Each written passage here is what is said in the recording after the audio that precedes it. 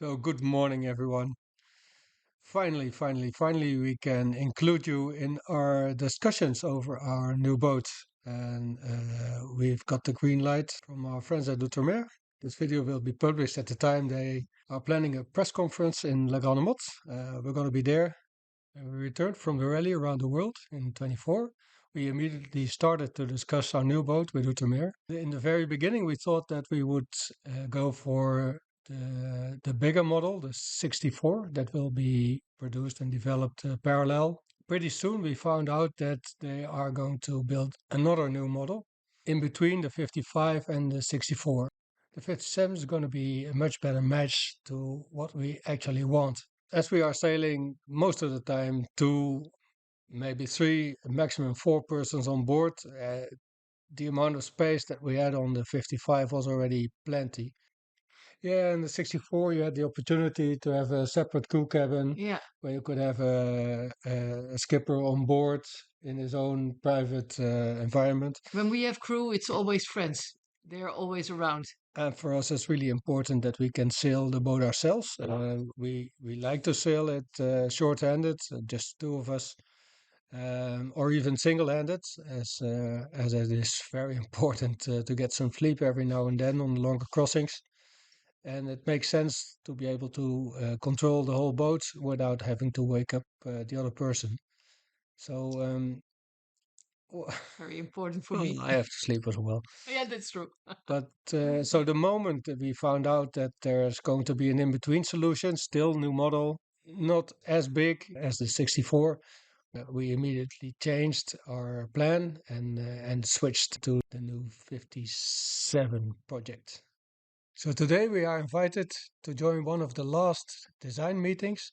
For the design of their new boats, Outremer has been working for a long time already together with VPLP and Darnet Design. VPLP has 2 naval architects in the project team, a designer, and Patrick Le Clément, a very experienced and famous designer from France. For the interior design, Outremer works with Frank Darnet Design in Nantes. Maybe some of you will remember that we visited their offices when we were choosing the materials and the colors for the first Greatcircle Outremer. From Outremer, Lucien, Mathieu, and Céline will be there. Lucien Fouquet is the project manager both for 64 and 57. It's really nice to see that all kind of elements are combined together in the development of a boat like this. We have seen items that are developed for the 48 that are carried over to the 57. We have seen elements that were developed for gunboat that were integrated in the design of the 57 as well. And it's also very nice to see that Outremer actually did something with the feedback they were asking for the current owners of the 55. That will still be the boat that is closest to the 57. In the meantime, it is very nice for us to be involved in the development of the boat, to be able to give some input, because we sailed on a lot of 55s in the meantime, not only on Greatcircle around the world. So to be honest, we had a couple of meetings already with Outremer teams, but we weren't able to tell you about it at that point in time. Today, we are invited to take part in basically an internal meeting of the project team where they're discussing the final details of the design. Today we will go over a few subjects. The first one will be on the sugar scope.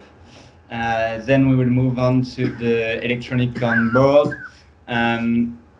We will go quickly around the cockpit, looking at the storage and the table.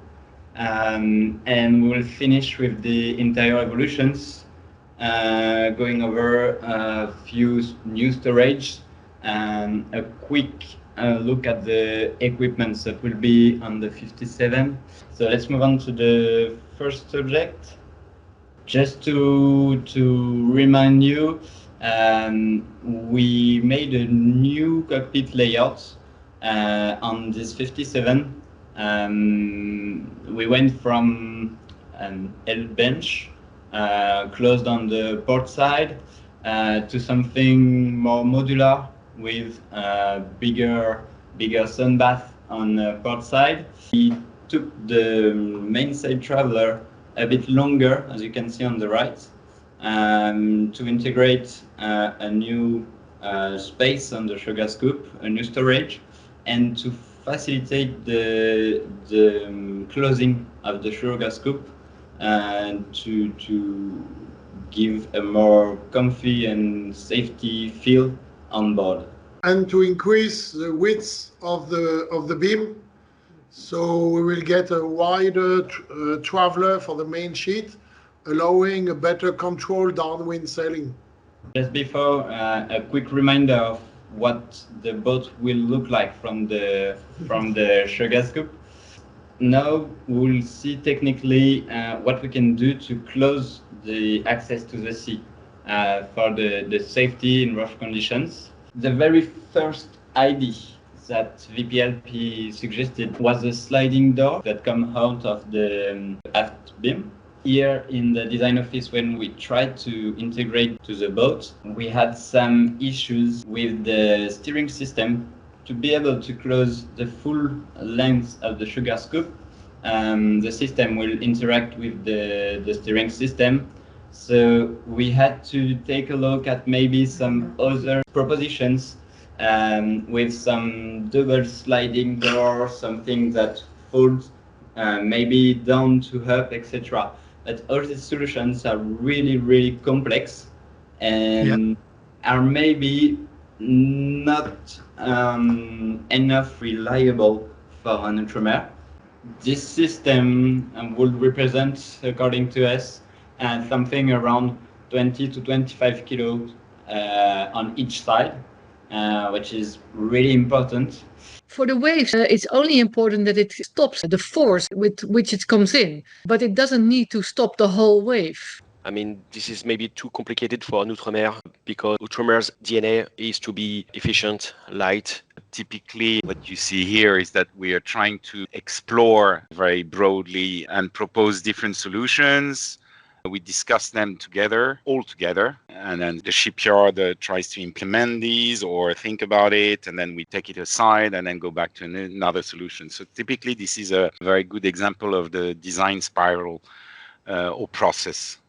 I think we can go to the second proposition, more lightweight, that only cuts the water flow, blocking the waves to go inside the cockpit, and will also improve the safety of the persons. The very last one is to go back to something really, really easy that we used to do on Outremer 45, a simple PMMA plate that completely blocks the way. Lucien, for me, it was not completely clear, the second solution, how that one was stored. So it's always fixed on the bulwark, and it's rotating to close or to open. This is a really, really nice solution. And to be honest, for me, Lucien said something about aesthetics, but for me, this option looks better than the other ones as well. There are other brands who have this kind of a closed stern, and for me, it's subjective, I know, but it doesn't look very well. This looks a lot better. The whole system will be part of a mock-up to test the functions and to test the safety of the parts. The system is quite different. It's still one line that goes to the aft winch that can be electrified, and that will be for the manual traveler. And when you have the line drivers, the winch is only for the tender. Yeah, it makes sense to have the line driver, I would say, but there are still the purists amongst us that want to save the weight. For us, it is, as a general remark, it is very important to be able to handle the boat short-handed, or preferably even single-handed, as we are often just the two of us on board, and then in the long crossing, of course, we have to sleep every now and then. So it makes sense that we are able to handle as much as possible on the boat from a safe place and without waking the other one up. It's one of the requirements among our boats to be able to manage everything single-handed. Perfect. Because it's really important for what we will see after, just a quick reminder of the Bimini design we go through all along the project. Because of the new cockpit layout, we first thought at these extensions to cover the whole bench. If we have the extension of the main traveler, it might be an issue with the main sheet. It could be caught on the Bimini. So we had a different reflection on the Bimini after that, going with something a bit more smooth. At this moment, the design team decided to really integrate the Bimini in the design of the whole roof of the boat. We try to connect this element, the Bimini, and the roof to have a really one element. If I could make just a comment regarding the design that we have in front of our eyes. Personally, I've been involved in 43 different boats from different manufacturers. It's, of course, very little by comparison to VPLP, but nevertheless. And my favorite boat so far has been the 55, by far, because it's the one which is the most sophisticated in terms of shape, and it had a lot of very practical solutions. Having said that, with this 57, not only have we further improved the overall aesthetics of the boat, and I think what Christophe was referring to this area of the boat, this area has been very much improved in terms of practicality, in terms of functionality. But aesthetically, it's probably the best thing that we've done. It is so smooth, so extremely integrated. So overall, I feel that this is probably the best thing we've done so far. The beauty is that if you look at the general profile of the boat, and we agree that 55, in our opinion as well, is by far the best design on the market now, but somehow you managed to even improve the flow compared to the 55, which is quite a performance. The credit goes to Christophe because he made that proposal. And I have to say, when I saw it, I immediately said, my God, that is really a big step forward. And on top of that, we actually brought some very good practical solutions as well. Yeah, so here we can see the handrails, the lateral handrails, and at the middle of the roof, the water's going on the rear and to the forwards, to the exterior. For the 57, we are going to directly evacuate the water to the exterior of the boat, and we are not going to go through the locker to evacuate the water. If we go to the aft of the boats, we'll see that we work for the safety filling of the helm station with several elements. The very first one is that we are taking what we made on the 52 with the aft bench, and we integrate a new handrail directly on the aft bench to have a more secure way to the helm station. So when you are at the helm station, you have the aluminum handrails on the side instead of fabric lifelines. We suggested to add handrails on the winch to hold on while maneuvering. Christophe made two different propositions that are here at the same time. The small one would be enough, but the bigger one is a bit more into the design, or? Yeah, looks better. Yeah, it has to take into account also the passage, the width of the passage. Of course, Yeah. yes. So it's finding the right Yeah. dimension, which begins to provide support for a hip, but at the same time doesn't reduce the passage that it becomes something that you hit Exactly. each time you Yeah. move there. So Yeah. it's really fine-tuning ergonomics.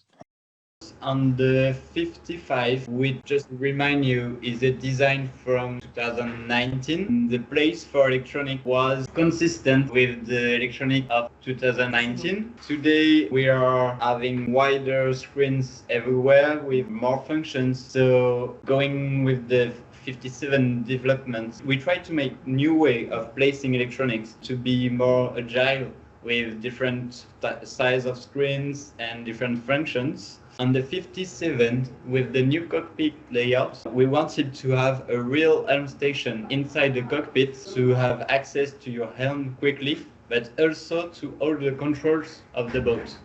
So we created a new space, as you can see on the right here, with a sliding seat that can be something to lean on or just the extension of the bench. The first idea was to take the screen down to the cockpit with the helm. We are not sure to be able to make it really comfortable to use because of the width of the screen and the passage we have to go to the helm station. So we wanted to make it a bit different in the proposition that I will show you just after.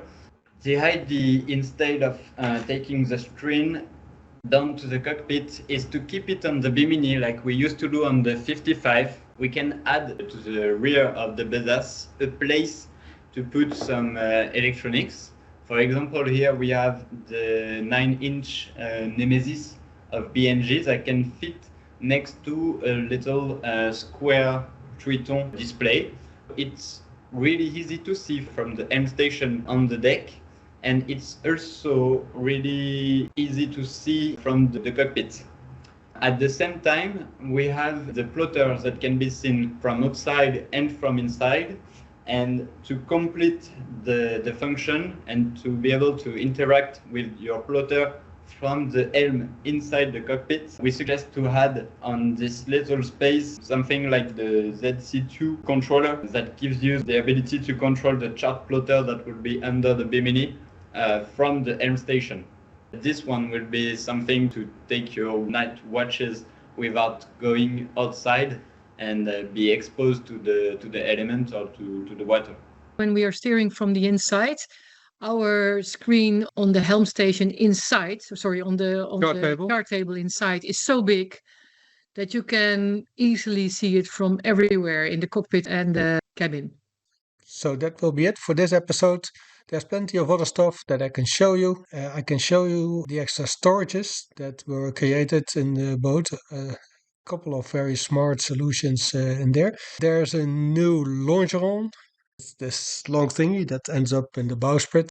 After publication of this video, we are going to spend a couple of days in Le Grand Mot, and there I will try to find out more details about all the different options, all the different changes, and then we will find a way to get this information to you. Thanks for now. Bye bye.